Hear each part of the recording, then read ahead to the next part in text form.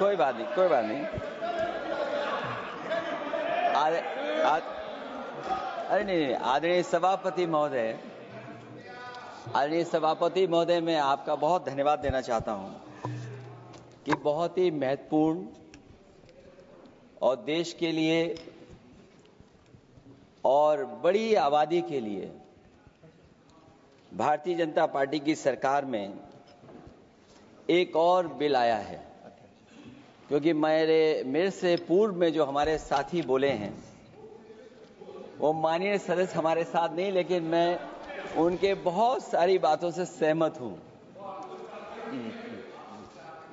और अध्यक्ष महोदय, मैं देख रहा हूं जो एक्स कांग्रेस वाले हैं वो ज्यादा बोल रहे हैं।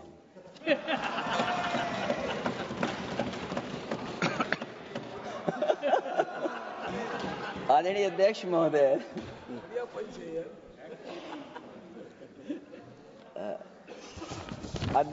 जो आज बिल पेश हुआ है,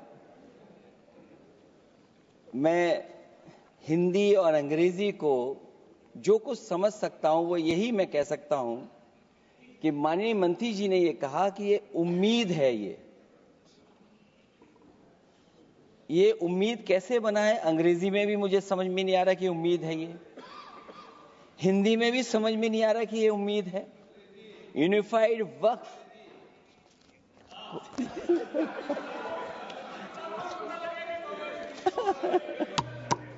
अध्यक्ष महोदय, यूनिफाइड वक्फ मैनेजमेंट, अध्यक्ष महोदय, मैं समझ सकता हूं कि मैं वो बात छेड़ना नहीं चाहता था, लेकिन क्या करूं, मजबूरी है अब। अध्यक्ष महोदय, अभी माननीय सदस्य लोग ये कह रहे हैं कि हमारे सदस्य नहीं है यहां पर जो हमारे साथी हैं, लेकिन अध्यक्ष महोदय मैं ये कहना चाहता हूं, ये जो बिल लाया जा रहा है, भारतीय जनता पार्टी में एक मुकाबला चल रहा है। भारतीय जनता पार्टी के अंदर मुकाबला चल रहा है कि खराब हिंदू कौन बड़ा है। और ये बात अध्यक्ष महोदय मैं ऐसे ही नहीं कह रहा हूं। जो पार्टी ये कहती हो कि दुनिया की सबसे बड़ी पार्टी है, अध्यक्ष महोदय वो अपना राष्ट्रीय अध्यक्ष नहीं चुन पाए अभी तक। अध्यक्ष महोदय, भारतीय जनता पार्टी क्या है?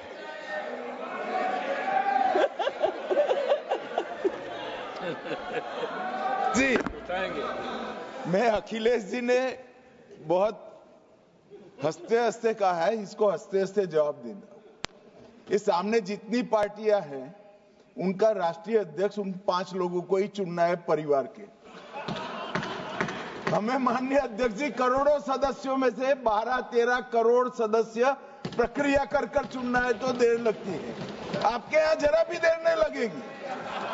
मैं कह देता हूं अभी 25 साल तक आप अध्यक्ष हो जाओ, नहीं बदल सकता। अध्यक्ष महोदय, क्योंकि जो बात निकल के आई है वो मैं फिर आगे बढ़ा दूं। अध्यक्ष महोदय, जो बात सोशल मीडिया या और जगह गुपचुप हो रही है, कहीं ऐसा तो नहीं था कि अभी कुछ दिन पहले यात्रा जो हुई है वो कहीं 75 वर्ष की एक्सटेंशन वाली यात्रा तो नहीं थी। अध्यक्ष महोदय, ये जो इस बार जो वक्फ बिल आया है, नाकामी का पर्दा इस बार है वक्फ बिल। और नाकामी कोई एक आध नहीं है, मैं कई नाकामियां बता सकता हूं। अभी मैं माननीय सदस्यों को सुन रहा था, वो पुराने कई बिल उनके बारे में चर्चा कर रहे थे कि कितने प्रोग्रेसिव बिल लेकर के आए हैं। मुझे याद है मैं उत्तर प्रदेश में उस समय था और मुझे लगा कि शायद इनकी वो बात ठीक होगी। एक ये बहुत तैयारी के साथ फैसला लेकर के आए थे और फैसला ये लिया था आधी रात के आज के बाद नोट नहीं चलेंगे, नोट बंद हो जाएंगे। अध्यक्ष महोदय, उस नोटबंदी नाकामी के बारे में भी तो चर्चा हो जाए। कि अभी भी न जाने कितनी जगह पर कितना रुपया निकला जा रहा है, कितना निकल करके आ रहा है। केवल नाकामी नोटबंदी की नहीं, नाकामी बेरोजगारी की भी है, नाकामी महंगाई की भी है, नाकामी किसान की आय दोगुनी नहीं कर पाए वो भी इनकी नाकामी है। मुझे याद है एक माननीय मंत्री जी पूरे देश की नदियों के बारे में बीओडी बता रहे थे, लेकिन माननीय मंत्री जी ये भूल गए कि उनके शहर में, उनके क्षेत्र की जो नदी है उसकी बीओडी क्या है। गंगा क्या साफ हो गई, यमुना क्या साफ हो गई, स्मार्ट सिटी क्या बन गई, क्या गोद लिए हुए गांव इन्होंने गोद से उतार दिए, उनकी क्या दुर्दशा है। इसलिए मैं कहना चाहता हूं, ये नाकामी का पर्दा इस बार वक्फ बिल बना है। और सबसे बड़ी बात तो यह है कि जिसके लिए फैसला होना है उसकी बात को अहमियत न देना भी नाइंसाफी है। अध्यक्ष महोदय, नाकामी केवल यहां तक नहीं है। और भारतीय जनता पार्टी क्या है, मैं केवल एक पुरानी घटना याद करता हूं। एक बार फैजाबाद अयोध्या में एक कार्यक्रम था, उसमें बड़ी तैयारी की गई थी और तैयारी के साथ कलाकार मुंबई से बुलाए गए थे। हो सकता है वो सहमति दिल्ली से ना रही हो, केवल लखनऊ की सहमति से हो रहा हो कार्यक्रम। और जब कार्यक्रम की पूरी तैयारी हो गई, भगवान श्री राम बनकर के कोई आ गया, लक्ष्मण बनकर के कोई आ गया, मां सीता भी बनकर के कोई आ गया, हनुमान जी, और भगवान हनुमान भी बनकर के कोई आ गया। लेकिन जब लखनऊ से वो हेलीकॉप्टर उड़ा और अयोध्या पहुंचा तो सब लोग थे, लेकिन उसमें हनुमान नहीं थे। अध्यक्ष महोदय, मैं भारतीय जनता पार्टी के लोगों से कहूंगा कि जानकारी करिए कि आखिरकार भगवान श्री राम थे, लक्ष्मण थे, सीता थी, लेकिन हनुमान क्यों नहीं थे? हनुमान इसलिए नहीं थे, शायद उनकी जात या धर्म कुछ और था। अध्यक्ष महोदय, ये देश मिली जुली संस्कृति से चला है। कुछ हमने सीखा, कुछ उन्होंने सिखाया। और जो लोग ये कहते हैं कि हम सबको बराबरी का हक देते हैं, अभी कुछ दिन पहले ईद निकली है। अध्यक्ष महोदय, वो परंपरा रही है, न केवल मैं जाता हूं बल्कि कोई दल का नेता ऐसा नहीं न जाता हो उस कार्यक्रम में शामिल होने। भारतीय जनता पार्टी के जो मुख्यमंत्री, उप मुख्यमंत्री, वो भी जाते हैं, उप मुख्यमंत्री, सभी धर्मों के नेता आते हैं। लेकिन पता नहीं इस बार क्या साजिश थी, षड्यंत्र था कि वहां पर कुछ पाबंदी लगी हुई थी। अगर किसी कारण पाबंदी लगी हुई थी तो बात समझ में आती है, लेकिन जब जानकारी हुई है, किसी को नहीं पता था कि पाबंदी क्यों लगी है कि आप नहीं जा सकते वहां पर कार्यक्रम में शामिल होने। क्या यही भारत है, यही संविधान हमें रास्ता दिखाता है? अध्यक्ष महोदय, मंत्री जी बताएं हमें, वो खुद भी माइनॉरिटी हैं, भगवान बुद्ध के रास्ते पे चलते हैं। भगवान बुद्ध का रास्ता दूसरा है। हम आपको अपना मानते हैं तब भी जब आप हमारे बहुत सारे ग्रंथों को नहीं मानते, तब भी हम आपको अपना मानते हैं। आप हमारे पुराणों को नहीं मानते हैं, आप हमारे उपनिषदों को नहीं मानते हैं, लेकिन सोचिए, हम हिंदू वो लोग हैं जो आपको स्वीकार करते हो, गले लगा करके चलते हैं। अब मैं दूसरे धर्म पे नहीं जाऊंगा, कोई नाराज हो सकता है। मैं दूसरे धर्म के बारे में नहीं जा सकता, मैं केवल यही बताता हूं। और मैं उत्तर प्रदेश में, अध्यक्ष जी, जहां से आता हूं, मैं अपमान नहीं कर रहा हूं, मैं सच बोल रहा हूं। और ये बिहार के चुनाव में जो आप कह रहे हैं कि महिलाओं को 2 मेंबर बना दिया, इस बार मैं भी देखूंगा आगे भारतीय जनता पार्टी कितनी महिला लोगों को टिकट देंगे वहां पर।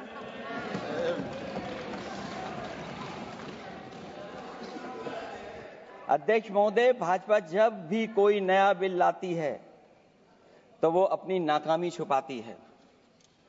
भाजपा वाले मुसलमान भाइयों की वक्फ की जमीन चिन्हित करने की बात कर रहे हैं, जिससे महाकुंभ में जो हिंदू मारे गए हैं, या खो गए हैं उनको चिन्हित करने की बात पर पर्दा पड़ जाए। अध्यक्ष महोदय, मुझे खुशी इस बात की कि हमारा धर्म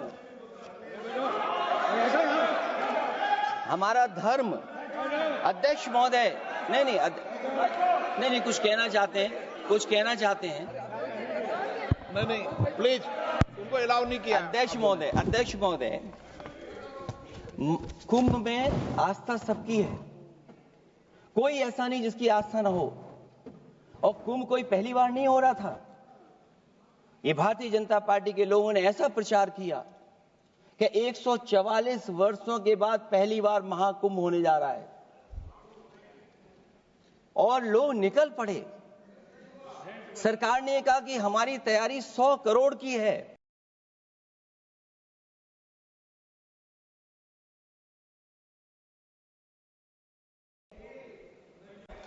आप कहते टेक्नोलॉजी का हम इस्तेमाल करेंगे, जमीनों को हम मैपिंग कर करके डेटा एंड रिकॉर्ड ठीक करेंगे।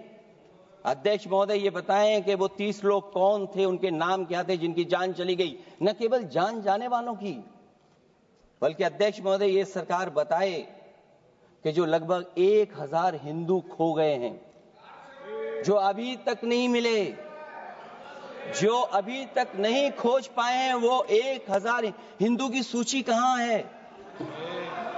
और फिर धर्म कारोबार की बात है, जो ये लोग अध्यक्ष महोदय, मैं कार सेवक वाली बात इसलिए नहीं छेड़ना चाहता हूं। अध्यक्ष महोदय, ये शायद माननीय सदस्य जानते नहीं कुछ सच्चाई नहीं जानते। अध्यक्ष महोदय, ये संविधान की वजह से, संविधान को बचाने के लिए, हिंदू एकता को बचाने के लिए कुछ फैसले लिए गए, लेकिन एफआईआर हम लोगों पे नहीं लिखी गई थी। एफआईआर उन पे लिखी गई थी जो बेचारे तैयार हो गए थे सुबह, लेकिन पता नहीं कहां से फोन आया था, कहा था कि अब तैयार तो हो गए हो, लेकिन आप शिलान्यास में नहीं आ सकते। बहुत सही। इसलिए बात को इधर से उधर नहीं में ले जाना चाहता। अखिलेश जी, जरा वक्त पे भी आ जाओ। अच्छा, वक्त पे आ रहा हूं। नहीं, वक्त पे अध्यक्ष इसलिए आ रहा हूं क्योंकि वक्त समझने के लिए भारतीय जनता पार्टी की सोच क्या है। और ये अध्यक्ष महोदय जब ये कह रहे हैं कि इससे कारोबार होगा, अध्यक्ष महोदय, धर्म की चीजों से कारोबार नहीं हो सकता। हमारे उत्तर प्रदेश के मुख्यमंत्री जी ने भी कहा कि कारोबार होगा। वो 30 की गिनती में उलझे हुए हैं, जैसे 30 मार खाए वो। उनसे पूछा कि जान कितनी गई, वो 30। उनसे पूछा कि कारोबार कितने का होगा, 30 गुणा 10,000 करोड़। सोचिए, कुंभ हमारा क्या कारोबार की जगह है? और फिर उसका कौन नापेगा, कैसे नालाएगा? और फिर हमारे माननीय मंत्री जी कह रहे हैं कि जमीन, चाहे वो रेलवे की हो, चाहे वो डिफेंस की हो, वो भारत की जमीन है। मैं भी स्वीकार करता हूं कि रेलवे की जमीन भी भारत की है, डिफेंस की भी जमीन भारत की है। क्या डिफेंस की जमीन नहीं बेची जा रही मंत्री जी? अध्यक्ष महोदय, क्या रेलवे की जमीनें नहीं बेची जा रही हैं? अध्यक्ष महोदय, केवल यहां तक नहीं, कितना हस्तक्षेप होता है। वक्फ भी भारत के, इसीलिए तो कहीं ना कहीं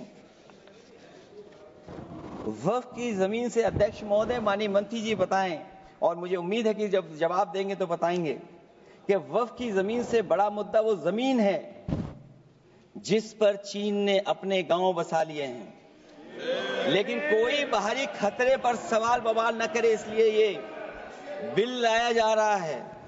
और माननीय मंत्री जहां से आते हैं, जिस प्रदेश से आते हैं, कम से कम ये तो बताएंगे कि वहां कितने चीन ने गांव बसा लिए, घर बन गए हैं। अध्यक्ष महोदय, आपके माध्यम से सरकार गारंटी दे कि वक्फ की जमीन कभी भी किसी भी पैतरेबाजी से किसी और मकसद के लिए किसी और को नहीं दी जाएगी। वक्फ की वर्तमान व्यवस्था में चाहे 5 साल के धर्म पालन की पाबंदी की बात हो या कलेक्टर से सर्वेक्षण के हस्तक्षेप की बात हो, या वक्फ परिषद या बोर्ड में बाहरियों को शामिल करने की बात हो, इन सब का उद्देश्य मुस्लिम भाइयों के सार्वजनिक अधिकार को छीनकर उनके महत्व और नियंत्रण को कम करना है। ट्रिब्यूनल के निर्णय को अंतिम न मानकर उच्च न्यायालय में लेकर जाने की अनुमति देना दरअसल जमीनी विवाद को लंबी न्यायिक प्रक्रिया में फंसाकर वक्फ भूमि पर कब्जों को बनाए रखने का रास्ता खोलेगा।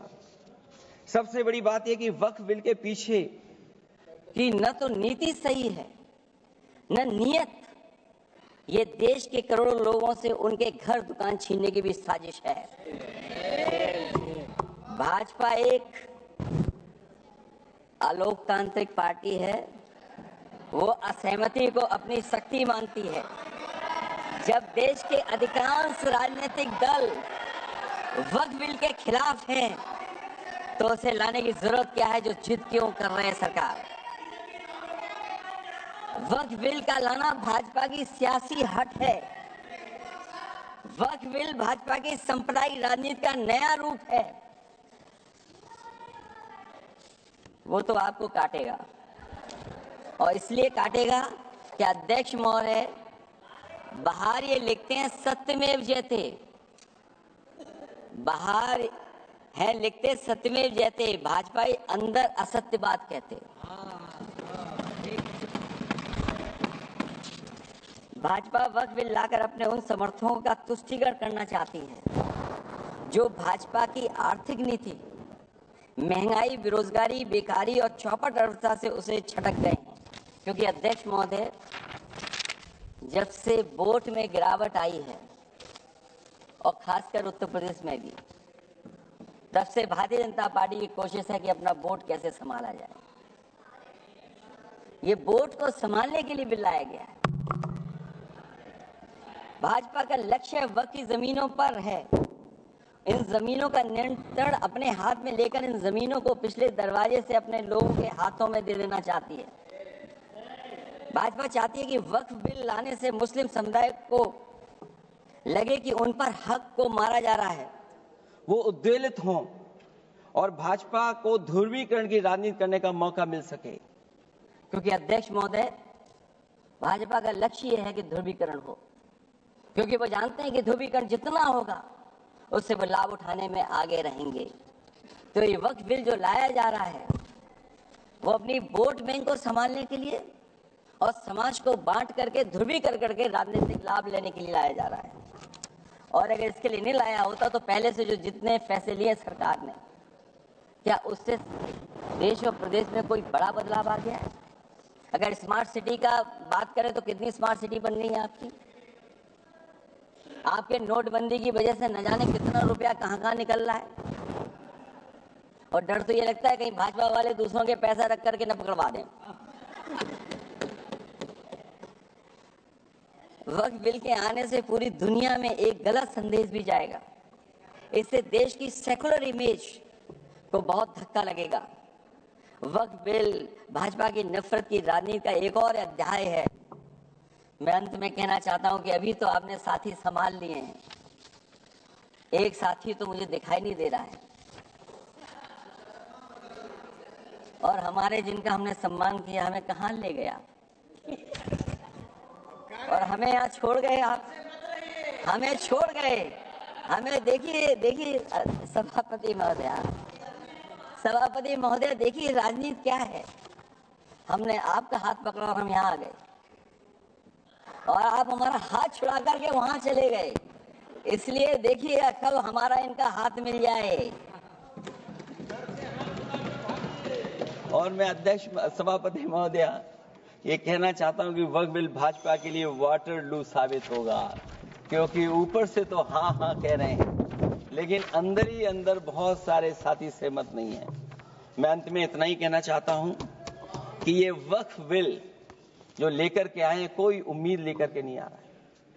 ये सोची समझी रणनीति का हिस्सा है, क्योंकि इनका जो बोर्ड बिखर गया है, ये मुस्लिम में भी बंटवारा चाहते हैं।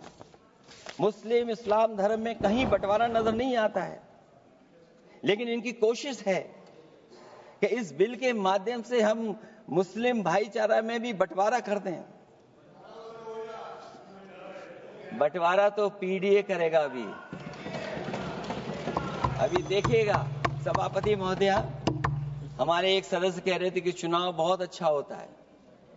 इनसे बेहतर किसने चुनाव देखा होगा? चलिए धन्यवाद। वोट ही नहीं डालने दिया।